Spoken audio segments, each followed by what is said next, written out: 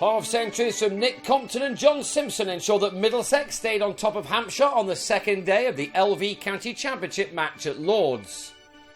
Day one was dominated by the home team, but they lost Sam Robson to the fourth ball of the second morning. A lovely moment this for Gareth Berg against his former county.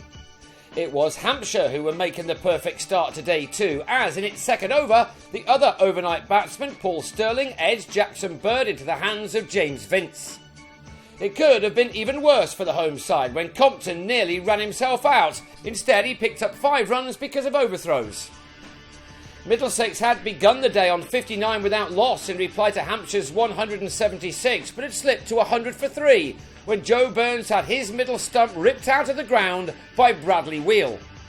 An even bigger moment for the 18-year-old, playing in only his third first-class match, followed a couple of balls later when he had Owen Morgan held by Will Smith. And when James Franklin followed for 5, nicking off to Berg, Middlesex were in grave danger of losing their advantage, now falling to 113 for 5, 63 runs behind. But Compton was now joined by Simpson, and these two began to forge a partnership which would have their side back on top. Just when Hampshire had clawed their way back into this game, they were now held up for the next 36 overs. Compton was at his gritty best, his fourth 4 taking him to his 50 off 96 deliveries.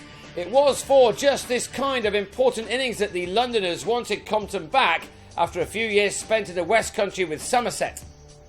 These two soon had their side ahead with 5 wickets still in hand, and it was now all about making the most of a first innings advantage.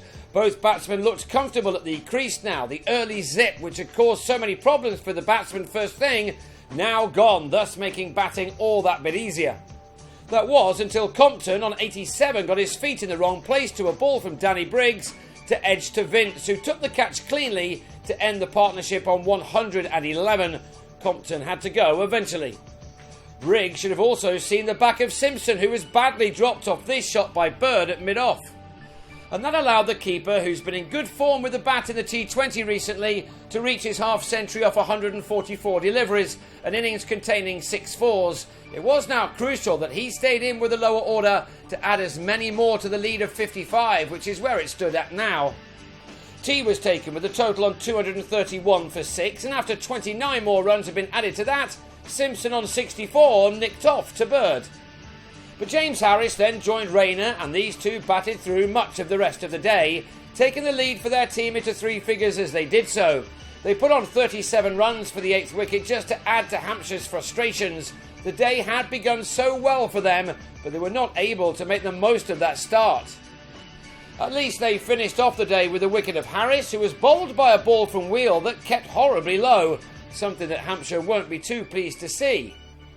That's because they were going to day 3 122 runs behind, Middlesex going to the close on 298 for 8, with Rayner still there on 34 after nearly 2.5 hours of crease occupation.